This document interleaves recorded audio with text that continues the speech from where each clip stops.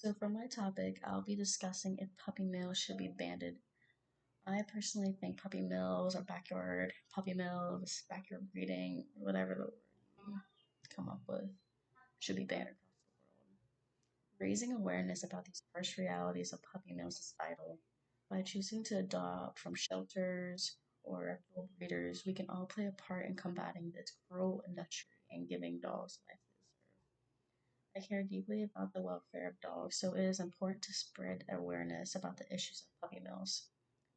Puppy mills are dog breeding facilities focused solely on profit. The conditions the conditions in these mills are heartbreaking, with dogs forced to live in small cages and only brought out for breeding purposes. This unethical practice not only affects the dog breeding bred, but it can also result in health issues for the puppies born in these facilities. One heartbreaking aspect of these puppy mills is that the parent dogs are often abandoned or killed when they are no longer able to breed. The poor sanitation and lack of veterinary care in these facilities often lead to health problems in these puppies, which can be devastating for the families who adopt them. It's disheartening to note that according to the Humane Society, there are over 10,000 puppy mill breeders in the United States alone. Around 2.6 million puppies are sold from these puppy mills each year, and approximately 500,000 of these puppies, especially females, are kept for breeding purposes until they are no longer to do so. Mills continue to exist largely due to support from pet stores, particularly Petland, which is known for selling puppies for these mills.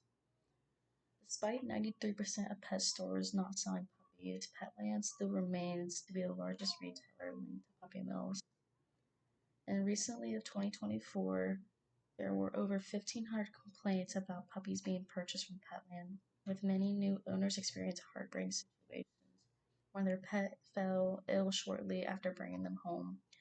A dangerous strand of C. jejuni has emerged, impacting customers and staff at the pet stores, including their little pets. Pet stores often prefer to sell their puppies to unknown health backgrounds rather than risk high costs of older or younger dogs.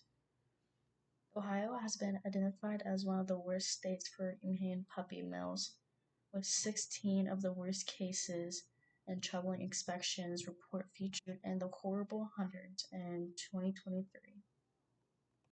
Investigators went undercover at random selected Petland stores, as in like the Texas, Florida, Ohio, Kentucky, really all over.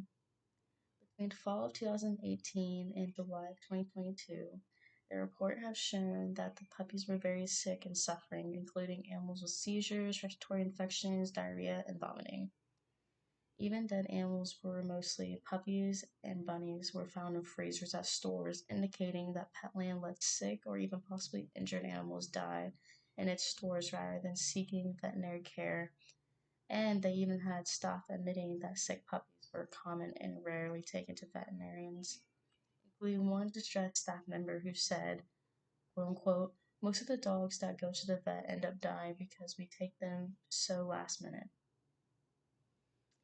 As a result of these Petland investigations, the Fairfax VA store was shut down, and its former manager was convicted of animal cruelty after one dead puppy, and 31 dead bunnies were found in the freezer. Texas store received a citation from animal controls for violations of the local animal welfare ordinance. Additionally, the investigation led to widespread public outrage and calls from Petland to improve in its animal welfare practices. Many animal rights and organizations have commended Petland's treatment of animals and have urged customers to avoid purchasing pets from Petland stores or any pet stores that they sell live animals. The findings of these investigations have prompted a legislative action in these some areas, with new regulations, and laws being proposed to prevent similar cases of animal mistreatment in the future. These developments have raised awareness about the importance of ethical and responsible pet breeding and sales practices. Ways to spread awareness about the issues of puppy mills in order to put an end to this cruel practice for good. One of the most impactful ways to show that I'm against puppy mills is by actively avoiding pet stores that sell puppies for these facilities.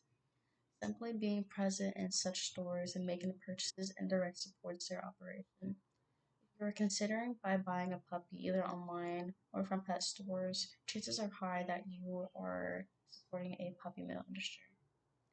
These faculties mainly sell their dogs through pet stores, online ads, newspapers, wherever you can think of.